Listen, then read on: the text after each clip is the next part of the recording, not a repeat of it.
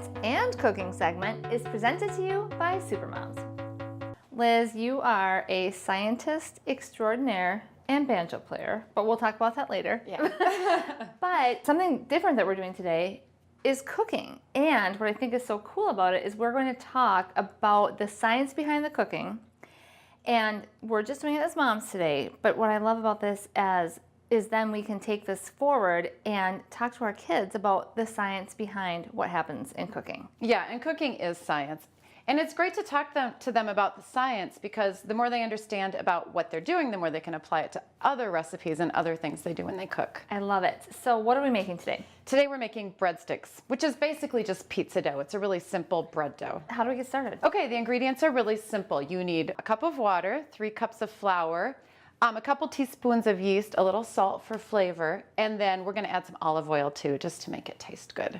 So the first thing we are going to do is start growing our yeast, because yeast is actually a living organism.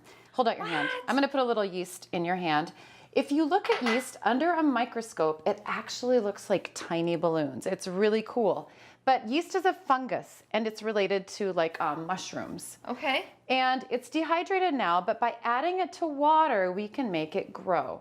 So this is a package of yeast. It's about 2 teaspoons. We are gonna put it in here, and we are gonna mix it in. We'll just use this little spatula. As we add it to the water, what's gonna happen is the yeast is gonna be rehydrated. It's gonna start to grow. And we are gonna let it sit in the water. I'm using warm water instead of really cold water, because that just helps it I was going to ask you get that. going faster. Yeah, not hot water, because that can kill it. It's alive. Okay. You don't want to add salt directly to the water, because that can also kill it. Right. Okay, we're going to let this grow. Some people call this proofing the yeast. Yeast is really cool. It was discovered sort of by the ancient Egyptians, they think, about 4,000 years ago. So people have been using it forever to grow, to make bread, to leaven bread. It makes it rise. And how it does this is it eats the sugar and flour. It makes carbon dioxide gas, which makes little bubbles in the bread dough, and that's what makes the bread puff up. Wow. Okay. And have you heard of Louis Pasteur? I have. He is the one that discovered that yeast is the organism that makes bread rise. Wow. Okay, so we have in here 3 cups of flour. If you're making bread and you want it to be nice and chewy, you need to use a flour with a high gluten content. Okay. Because when you add water to it, it makes the gluten sort of swell up, and it forms all these fibers sort of that make it nice and chewy. Okay. First, we're going to add some salt to the flour, okay? So we add about a teaspoon salt. I've cooked a lot, so I can just kind of guess. Yes, that's good. And then go ahead and mix it up. We're going to get... It's always good to mix your dry ingredients together before you add them to your wet ingredients, right? So we're going to go ahead, keep stirring. I'm going to go ahead and pour the yeast in here. Okay. So now what's going to happen is the yeast, like I said, it's alive, it's a fungus. It's going to start breaking down the proteins and the sugars in the bread flour. And when it does that, it's going to make carbon dioxide gas. I'm going to add about a teaspoon of olive oil to it too. This will do a couple things. Splashy. Yep. This will keep it from sticking too much to the pan. We'll probably also grease the pan a little bit. Okay, so All right. So now what I'm going to do, let's just go ahead and dump it out. I'll do it. Yeah, dump it out on the board. Okay. The next thing we're going to do is we are going to knead the flour. I'm going to pull up my sleeves here. Okay, so we're going to get it all together in one ball. And this is just incorporating the flour and the water together, right? And the yeast. Okay, so I'm going to go ahead and have you knead it. So when I knead bread, I usually just sort of mush it out into a blob, fold it over on itself, and then really get your palms in there. Okay. Then turn it a half turn and do it again. And you can feel it getting tough.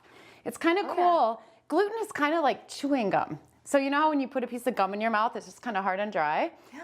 You put it in your mouth, the water, your saliva adds to it, and then you start chewing it. That's kind of what we're doing to the bread. I kind of want to make our own chewing gum sometime. Yeah, we should do that. That'd be fun. It forms these long strands, and then it holds bubbles, just like chewing gum, right? So the carbon dioxide that is being formed by the yeast as it's eating the sugars in here makes little bubbles, and they're going to get trapped in these long gluten fibers, proteins that we've made. Okay. So now what we're going to do is we're going to let it rise, right? We're going to put it here. We're going to cover it with another bowl to keep it moist, and the yeast is going to eat the sugars in the flour. It's going to make carbon dioxide gas, and it is going to puff up. Okay. Then what we'll do, it'll be all puffy. We're going to flour a board. We are going to spread it out. And have you ever tossed pizza dough before? I have not. This isn't obviously very smooth yet because it hasn't risen, but to toss pizza dough, you make it flat.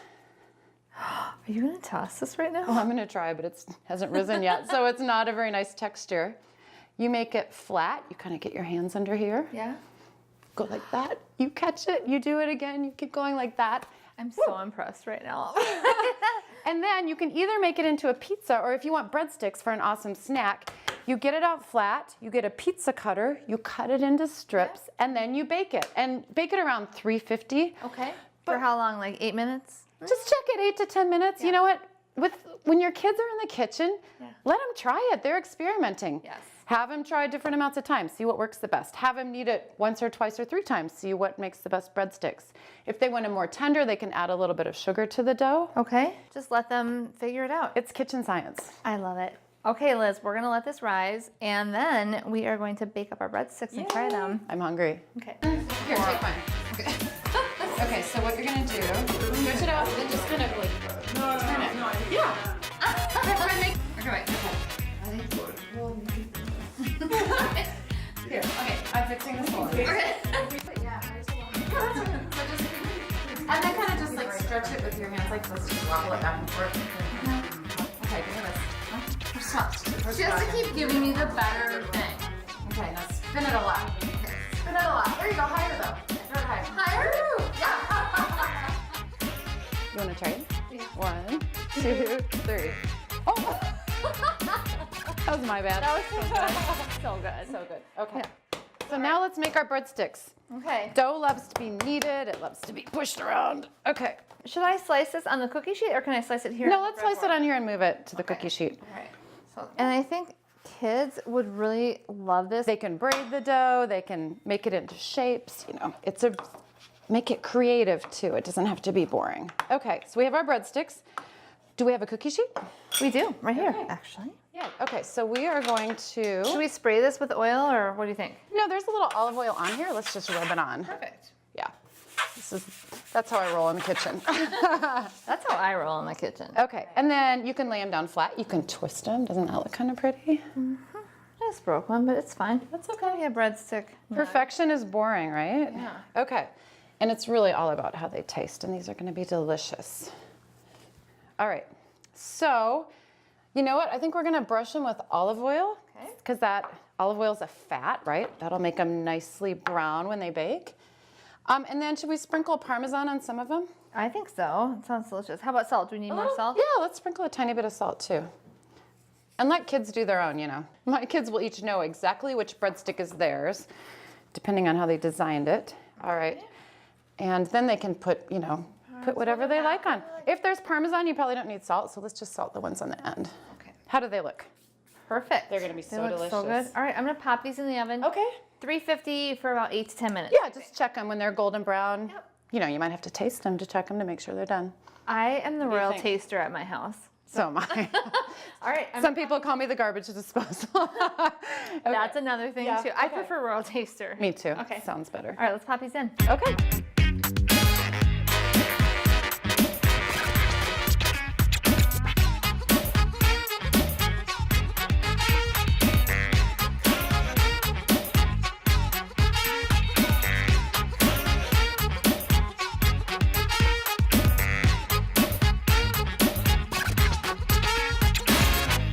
Liz, our breadsticks are done. And one thing I'm going to talk about, it might have been all the tossing, presentation fail possibly because grown-ups actually made these. My kids would make much prettier breadsticks than these, but who cares how they look, I right? think so too. Let's We're going to try try one. Are you dipping yours, or are you a dipper? For sure. No double dipping. No. So then you dip the other end. Okay. Oh, they're really good. Aren't they? Mm-hmm. Okay. Those are I'm good. dipping one. Cheers. Now I have to chew this to say the thing. To learn more about Liz Heineke, or ask her some science questions, or show us some better looking breadsticks than this, visit the Happi House Facebook page.